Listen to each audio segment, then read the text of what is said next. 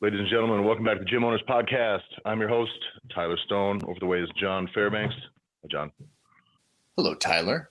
Guys, it's been a big week here. We've got a lot of new stuff we've been rolling out for clients the last couple of weeks. We've been busy as hell. But there's meeting with a lot of gym owners. There's a thing that John and I have kind of identified as either a prerequisite or something that we need to be developing as in your tool belt as gym owner. And that is leadership. And it is one of those situations where, as a gym owner, there's a lot of businesses where you can own it and don't necessarily have to be a big, huge leadership isn't a massive part of the requirement. You can kind of delegate a lot of that stuff out. You can do it just doesn't have to be as big of a community movement. What's the word? Movement really is a thing. We've talked about this quite a bit in the past. You're creating a movement in your community, in your town, in your area. You're managing people, and you need to inspire, and you need to hold people accountable. Like that's actually part of the work of coaching and delivering this business is leading, accountability, all of this stuff. So we realized as we look through that there's a big gap in leadership when it comes to gym ownership. And I think some do it really, really well. And there's some that need to take a good hard look at your leadership skills, where you communicate, how you operate your business as a leader, and are you actually trying to be a leader, or are you simply trying to be kind of a doer? And that is something we want to dive kind of deep into today. When it comes to leadership, there's a lot of things that we've run into over these past few years since COVID. We have seen amidst the COVID stuff, a lot of gym owners, I know that things were working well because frankly, from 2013 to 2018, 19 in the functional fitness space, you got a lot of big free push, a lot of big free interest because you shared one of the names brand that was on your billboard or on your sign was one that people were just searching for. It was hot. COVID hits. And next thing we know is, well, granted, government's shutting people down. That's difficult. But we realized that I think there was a lot of people who were not equipped to do much beyond accept what was easy coming in over those years. And the businesses were not very resilient. And the leaders of those places were kind of content to take what they were given. And not to make anybody feel bad, because don't get me wrong, we lost a lot of things over with the COVID lockdowns. I think the COVID policy and all of that stuff cost a lot of people a lot, us included. We had businesses that we had to close. We had to move out of the country. I'm not over here just going, what are you, a bunch of quitters? Trust me, I feel you completely. I was down to 6 suitcases as a family and nowhere to live, moving back to the United States. So trust me, I know that it was hard. But I saw, and I called it, Julian and I called it at the very beginning of the COVID lockdowns. We said, I have a feeling there's a lot of people that are going to look for this as an excuse to say, oh, shit, it didn't work out. Well, there was blood in the water. Yeah. And I think there was blood in the water. The one thing that I've said since COVID is that, love it or hate it, how your country responded to COVID and how we responded to Donald Trump as our president. Both incidences just highlighted or just like lifted the sheet and shined a light on all the problems that were already there. Yeah. So COVID just strained whatever your system was, whatever the system was that you had in your business, your own personal ethos. If there were problems, it just strained it to a breaking point, to the point to where it did break it.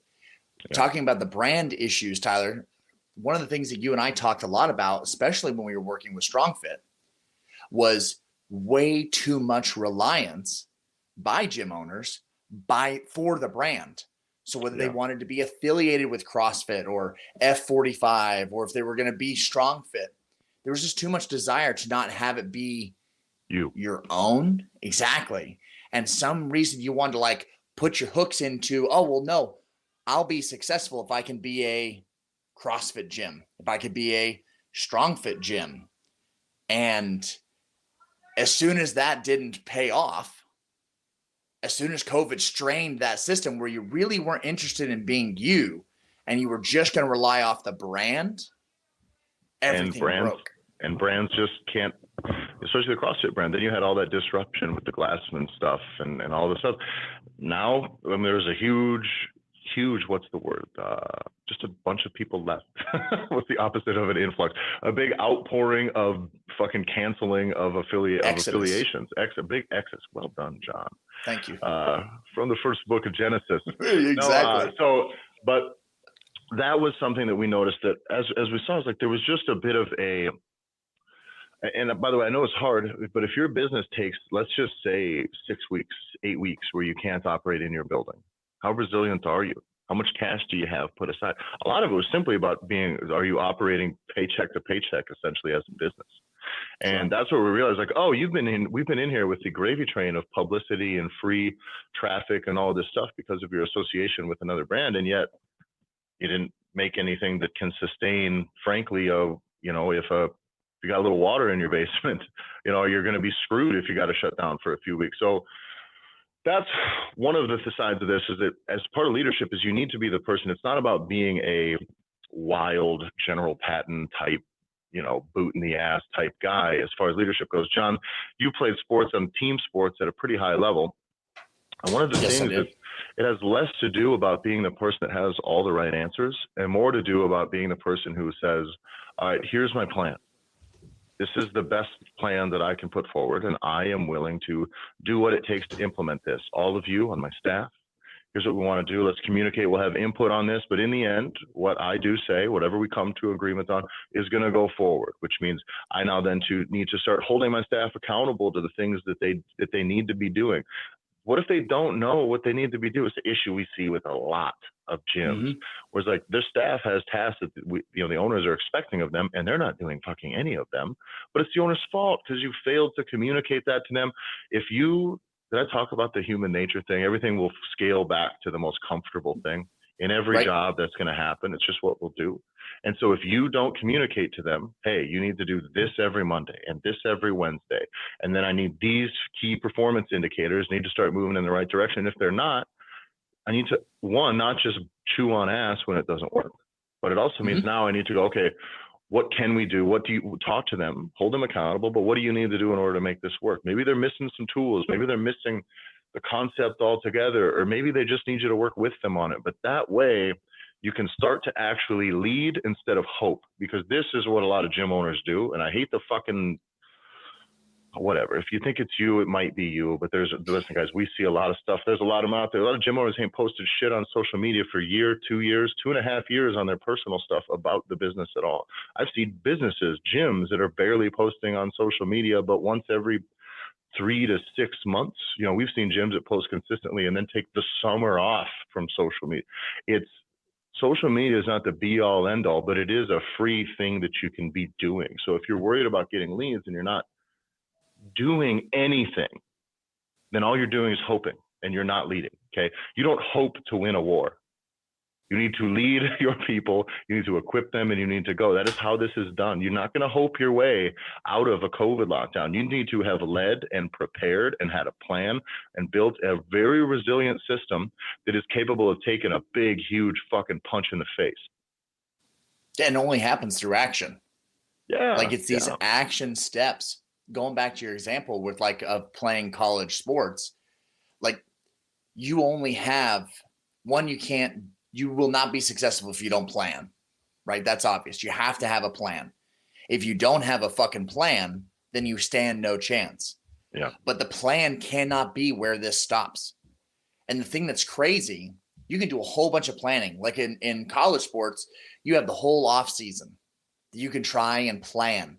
But in all reality, whatever your off season is, so we talk a lot oftentimes with gym owners where summertime things will slow down. You might as well call that the off season. Yeah. So if you're going to make some tweaks, make some changes, do some things to prep for in season, when you hit fall and winter and you're going to be really hitting it hard and your gym is going to explode, you want to be prepping. But once you're in the shit, you can only plan for so long. If we're going to play Tennessee and then Alabama and then Georgia, and then we're going to keep playing team after team after team, week after week, you don't get to plan for more than 2 days, maybe. And then you have to be going. You can't complain, oh, I don't have good players. Or if you're a gym owner, oh, my coaches are dog shit or whatever. It's like, you got what you got. So now you're going to go to war. You're going to go and play the game. You're going to go and participate. You better have a fucking action plan that you are taking action on. Because oftentimes it's the one, nobody has a fucking plan. That's become evident. Yeah. You've just been coasting by. If you do have a plan, you've been fucking stuck in a, planning, figure things out, just want to get a feel for how things are going. Like, get fucking beyond that and start taking some actual action to see if your planning is worth a shit. Yeah. The big thing that's here on the tech side that I do is you hear all the time in these sprints where you get all these people together and they say, this is the idea we want to execute and we want to fail fast. Fail fast. You need to fail fast. So then you know whether you need to pivot. Well, and that is the thing that we do a lot, in that you have to have a plan, and that plan has to be pushing forward very, very, very quickly, very effective, thoughtfully. You can't just ram your head into the wall at full speed. But there's a difference between having an idea and having a plan. Just like there's a big difference between having an opinion and being intelligent, right? It's all the same thing, right? And so having an idea is great. What are you going to do? Can you get people to implement it? Can you really get people to wrap it? Because you're going to do it all yourself. Fine. Where's the time?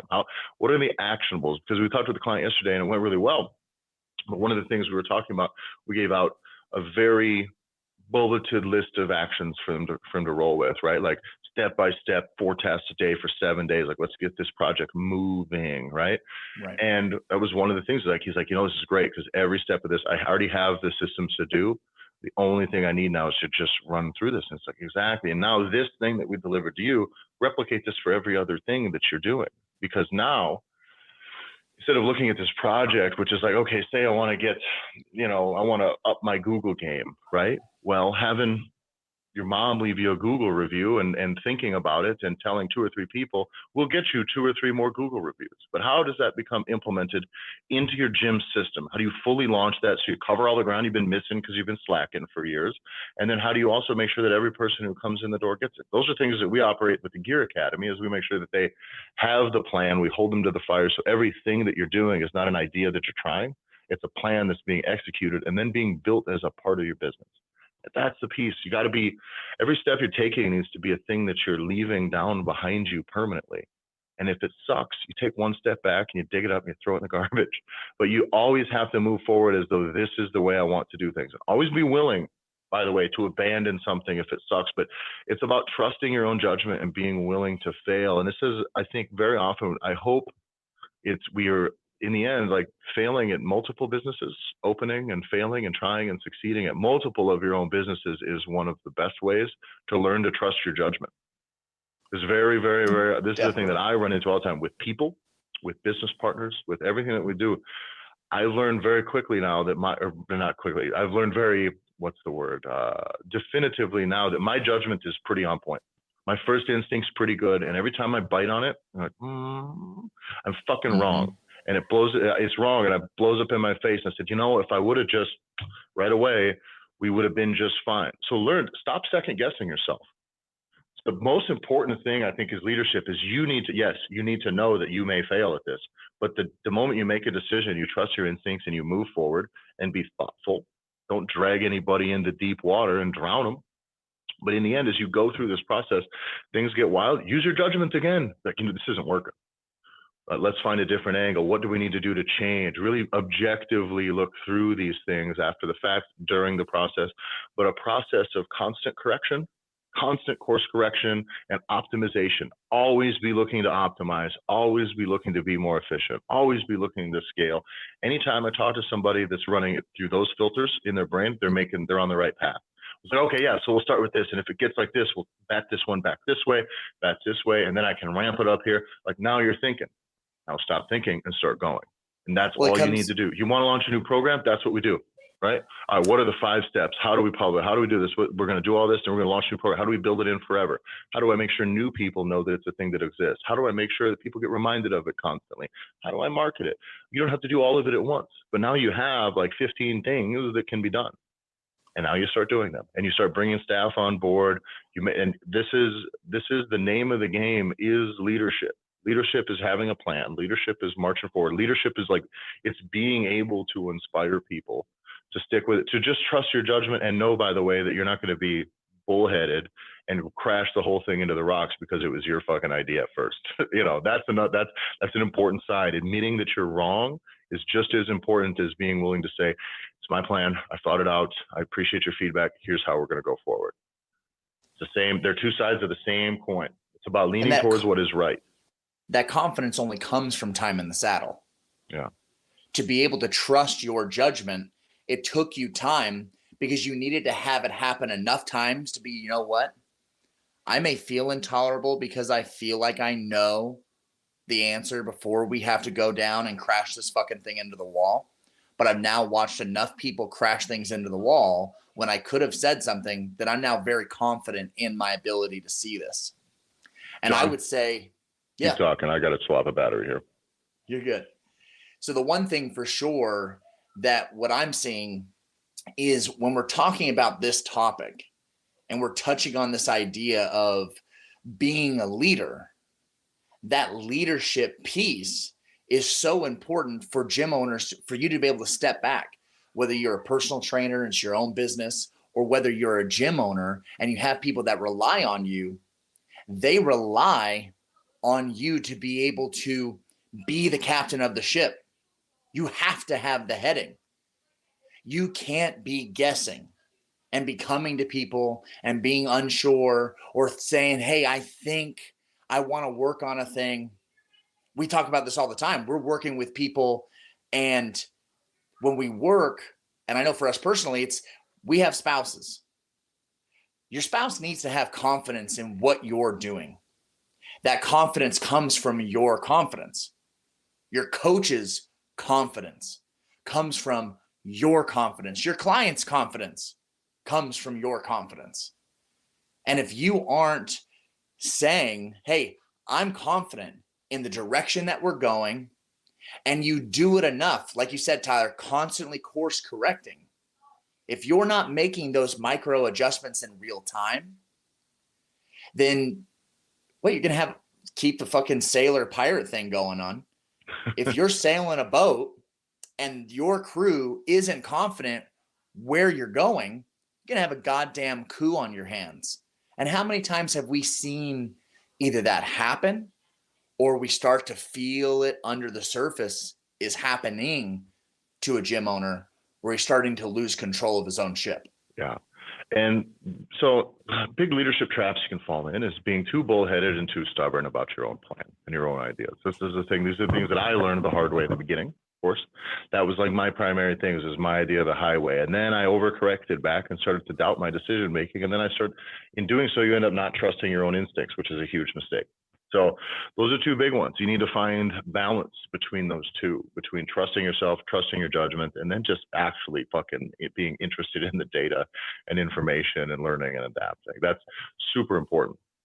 Getting other people on board is the name of the game, because leadership is delegation. Frankly, as your system grows, it needs to be delegation. It needs to be identifying opportunities as well. You need to identify opportunities, triage, prioritizing, the old Jocko thing, prioritize and execute. That's almost the primary role of a leader. Is everybody has ideas that we can do going forward, but somebody needs to say, this is the one we're doing now. I'm sorry, this is, we need to weed out the riffraff, and now we need to go forward with this because this is what I think the next right thing to do is.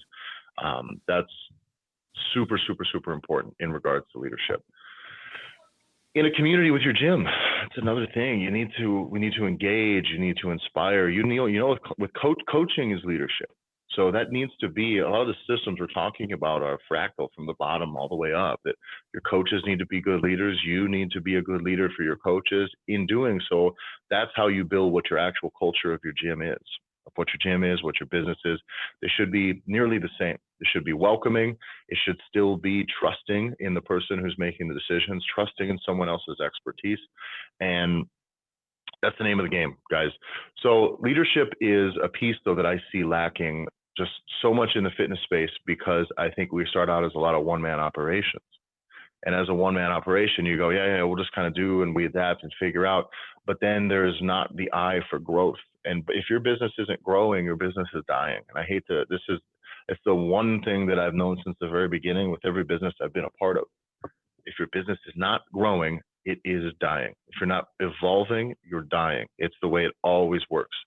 Cities are the same way, by the way. If the town is not growing, it is dying. Any complex system involving human beings is either growing one way or it is dying. It's either never giving staying the into same. entropy or it is fighting it. That's it. Mm-hmm. There is no stasis point. That's great, but that doesn't work. It's the same thing with, everything you're talking about investing in the stock markets, all this shit. It's not about consistent profits from quarter to quarter. It's not.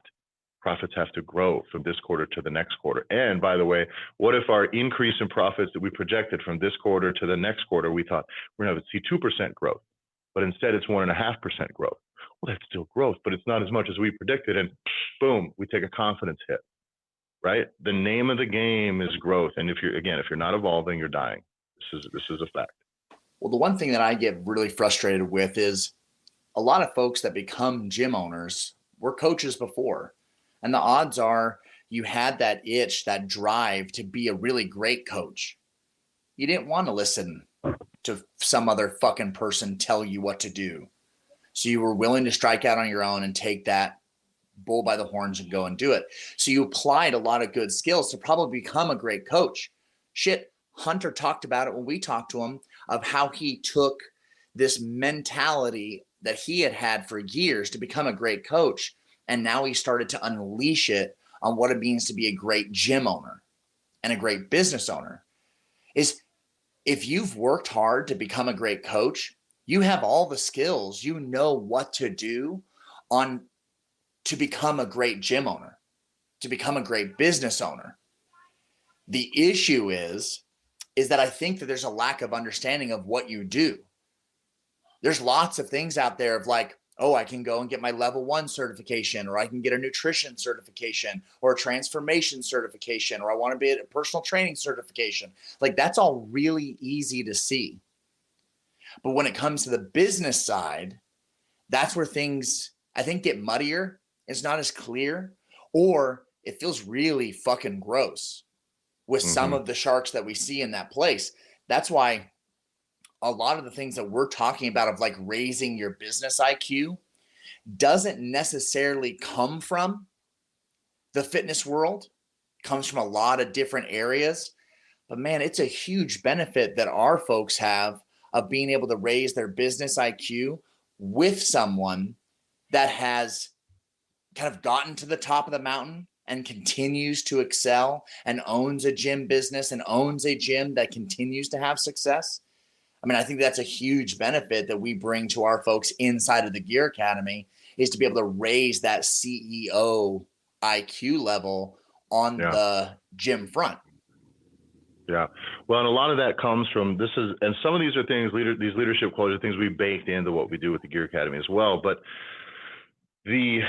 this like on the CEO coaching side of things, we have Willem that comes in and partners with us for that stuff. And Willem's great at delegating systems. That's his thing, is identifying what the skills you as a gym owner, as a business owner need to level up, to a certain point. It's perfect because he fits in right on the outside, the edges of everything we want to mess with. Right. But we start with people very often with time management, identifying where you're bleeding your time, what basic few things need to be delegating, where are you leaking money in the beginning. But most of this, by the way, we were talking with someone the other day too, is I forget that the same issues that our clients have and their same needs and wants that our clients have, our fitness clients have, are almost the same as our gym owners clients have. And the word that always works, and I bring this up to people all the time, that it's a buzzword that sells, that's not being like clickbaity, right? Is accountability. And I forget that I tell gym owners when we're building their product stuff, is accountability is a service you need to find a way to work in one way or another, where you have a product and then you just say, we're also doing accountability. That's part, but that word hits with people. Do you know why that word connects with fitness clients more than weight loss, by the way? Because weight loss is the goal. When you talk about what services you're offering in there, say nutrition, coaching, some fitness stuff, whatever. And if accountability is in there, because they know it was them. They know it's always been them. Right. They know it's like, oh, fuck, yeah. What it is, it's never been the plan. It's never been, I don't do it. And so every time we talk to somebody, I talk to fitness clients and all the time. Yeah, I really want the accountability. I want the accountability. It's nuts. And they want to pay you extra. By the way, they're paying you to do the thing that they need to do, but then they want to pay you extra to make sure that they do it. That's what investing in yourself is. And it seems silly, right? But it's human psychology that accountability is something they know they need, because deep down in their heart, they know that they're the reason they haven't had success, that all plans probably work if done, right? Kind of every single thing will work until it doesn't. And if it doesn't, you weren't held accountable. It means they know that it was their fault in the past, and they want to make sure that you save them from themselves. And with our gym owners clients, we hear the same thing when people say, yeah, I want to get in on the Gear Academy, or I want to start working with you guys directly. It's because, yeah, I need the accountability. I need someone to just say, this is what I use with networking in general. I've always done this with my networking is I find somebody to say, give me what are like the 3 things I should do for this, or this. And then what I do is I say that I will say, I'll check back in with you and let you know how it goes. And this is exactly what our gym owners that work with us say. Is like, yeah, you know what? I really need the accountability. Someone to tell me, you're right. If I want this project to work, these are the 4 tasks I need to start this week. And then next week, I'll check in with you and we'll see how it went, see what we can tune up. That accountability is kind of the name of the game. Accountability. By the way, accountability. What do you think college is?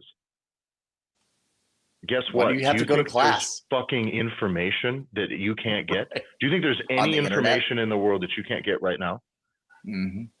By the way, people explain there is no shortage of it. So there's the arbitrary certification nature of college, which is whatever. There's jobs that need it. I get it. You're not gonna be a surgeon and not go to college. But truthfully, your teacher is there to hold you accountable. Make sure you did the work. Make sure you actually learned the learning. Right?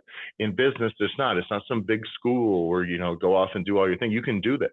The sharp ones, just like what Hunter did the other day. Hunter pays us to do the things that he, needs help, guidance on. But the other stuff he wanted to take on his own was like, perfect. I'm going to learn a shitload about copywriting. And he held himself accountable. He did it. He tested it. He failed it. He passed. He tested it. He basically designed his own test, right? He learned the information, crafted his own test, did the work, went back and graded it. Said, it's about a C. Let's tune it up. Kept trying again, design another test. And that's now what he's doing. That's what learning is, right? It's mastery. And you can do that with everything, but sometimes you need help. And fortunately, John and I don't charge $20,000 every semester for it. But accountability is the nature of what education is, truthfully. Unless you're a real self-starter, or the truth is you're just busy and can get easily distracted in the day-to-day minutia of your business. It's hard. You need somebody to say, sit the fuck down. Write down what are the 4 things that are holding you back right now. Let's identify them. Okay, what one do we need to fix right now? Is it skill? Is it maybe just a part of your business, a system that needs fixed? Perfect. But if next week that system is leaning towards being better, and maybe it doesn't get fixed in a week, but every week it improves, and in a few weeks it's fixed or whatever, we move on to something else. At that rate, in 2 years, your business will progress further as a system, as a quality, your expertise, your skill level, your business acumen will 5x in 2 years. Or you can sit on ass and keep doing what you're doing. Whatever, but that is it. But that is what leadership is. Leadership is being the guy who's going, guy or girl who says, I have to figure out how to make this better because the buck stops here. Nobody's fucking coming to save you. That's the important thing about it. It's your business. Nobody's coming to save you. You want to get another PPE loan and hope to God that the door that they never come back for it? Cool.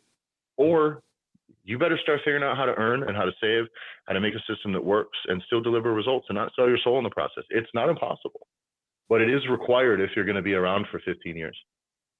I have a gym that we worked with today. I want to say this, by the way. I have a gym that I work with today that I talked to. They've had members that are 15-year members. Quite a few, like more than 20.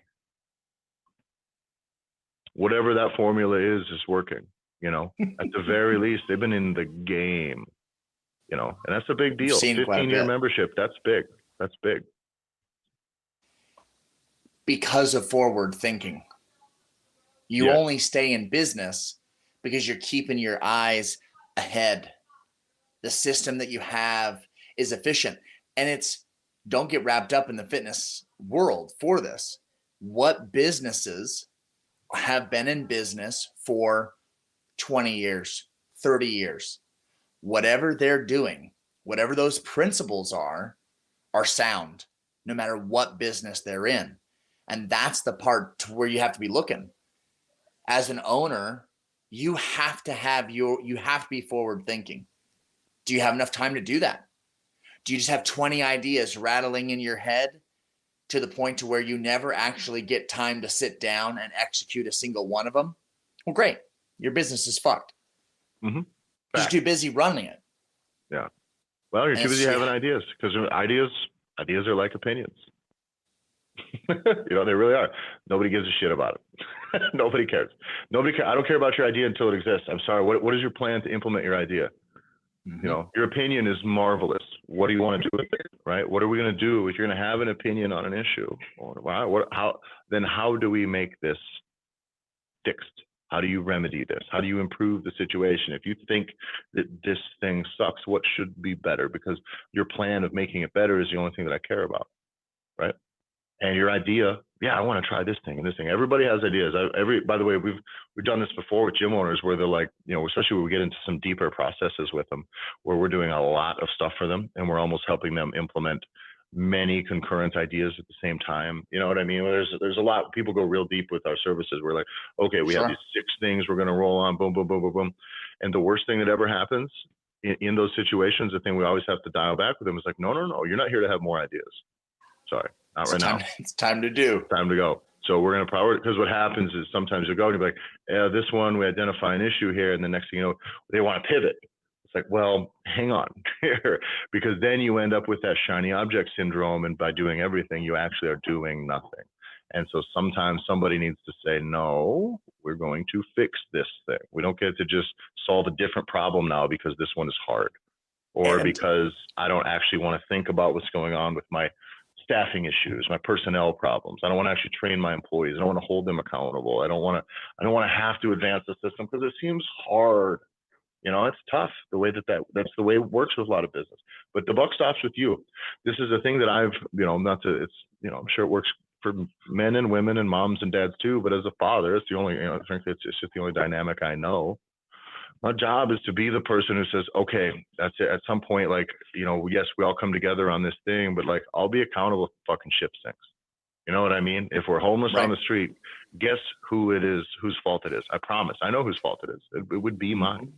The day we have no money, we're living on the street, it's on me. And then the day we get out of that situation, it will only happen because I was willing to buckle up and do it. At the very least, maybe that's not the only reason you get out of it, but that is the way I take on that responsibility. You need to lead. You need to lead your business like you lead your family, like you lead a sports team. It's all the same. And it needs to be built on trust, everybody believing that you're trying to make the right decision, that we're all working on the same team, get your ego out of the way, but still trust your instincts. It's a lot. It's a balancing act. But leadership in your business, leadership qualities are great when a business has big teams. It's required. The leader, the CEO, people bitch about, granted, CEOs in general. So there's a lot of CEO positions that are fake jobs. They're just I've seen a lot where it's almost like being a king. It's just like an arbitrary made up position where you're like, now you don't do anything. You're a figurehead. You're the queen of England. And you get paid, that is with a lot of systems is where it becomes, but not in yours. I hate to break it to you, not in yours. So the buck stops with you. You got to make the decisions. You need to lead the way that you would lead any of those things. And those systems, a thing with big systems, a big team, say if you're the CEO of a fucking bank, like a large regional bank, now you're in charge of okay, we're going to open new branches here. And if you're going to open new branches there, you are going to be responsible for a colossal failure. But you have people that you hope are giving you the right information, right? You're getting all the right information. There's people that you have built now. You have built trust with them. They understand what you're trying to do. And that's the nature of that game. It's all right, I trust you. You trust me. What do you think? Let's all objectively decide. I know you want one here, but we can't all fuck this up together. And I think it's important what you just called out, where it's when you get to that level, you're talking to top suite executives. They're not ever making a decision on their own. Their name may be on the dotted line, but I guarantee you they either have a board that they're not just have to be accountable for, but that they work with.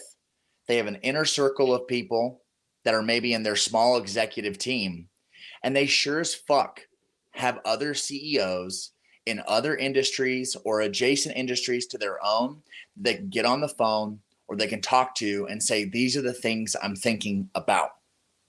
And that for us is the epitome of why we started the Gym Owners Revolution, the online resource that we have that's free, because it is lonely.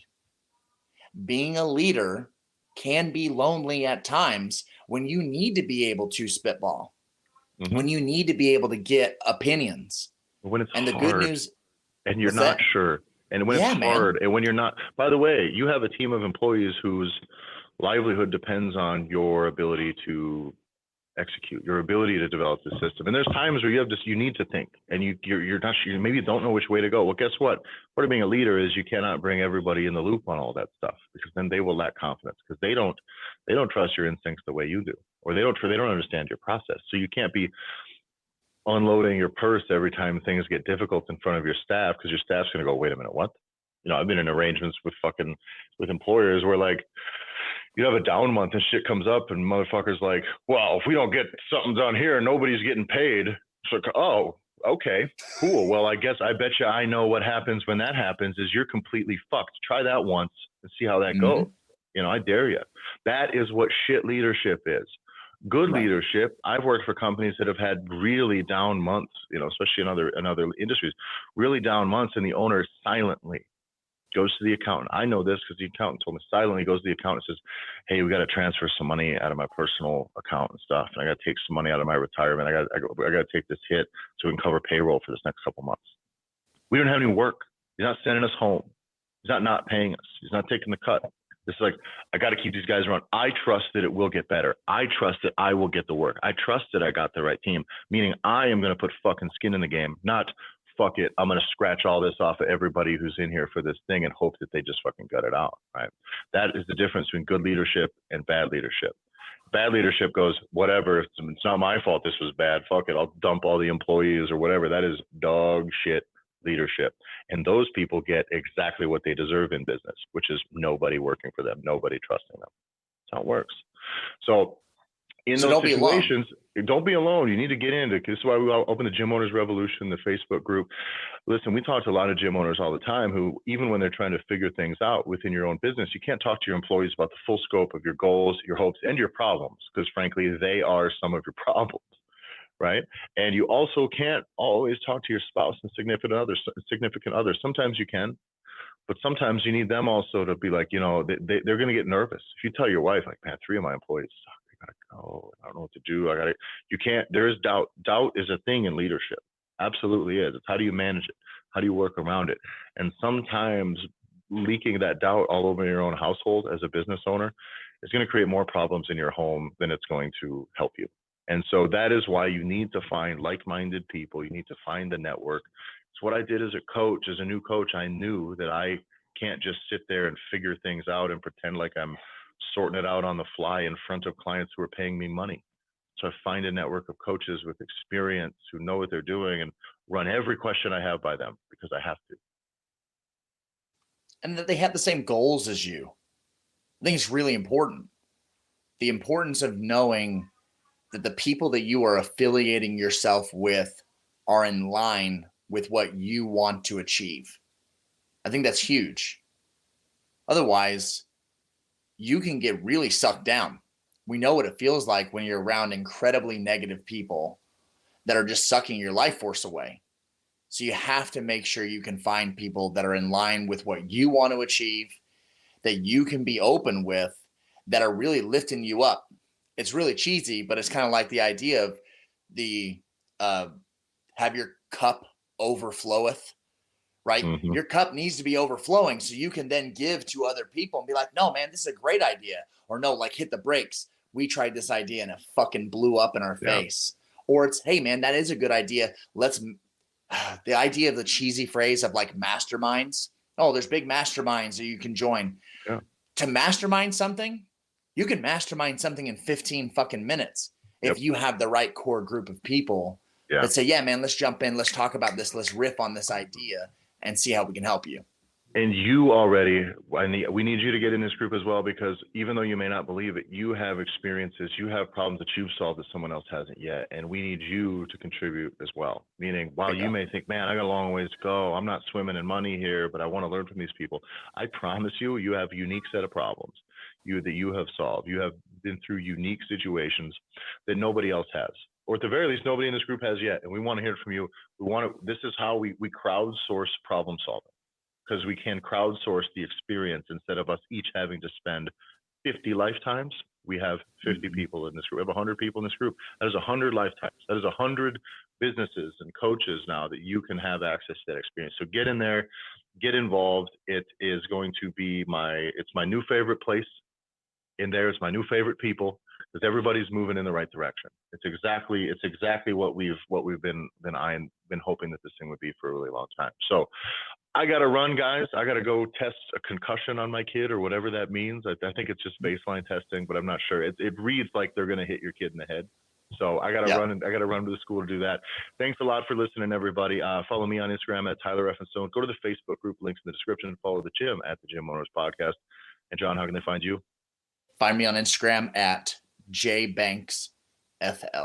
If you want in on the Gear Academy, message us directly, because we want to let you more about what it's about. It turns into a whole thing if I'm trying to explain it all in the fucking thing, and it's not that entertaining to everybody. So if you want in on the Gear Academy, you want to spend a year helping us identify your next move, hold you accountable, make sure you execute every step of the way. We're going to prioritize. We're going to help you execute everything from selling supplements to your offers, to your sales systems, to videos, to social media, organic leads, free leads, learning how to run ads, all that shit.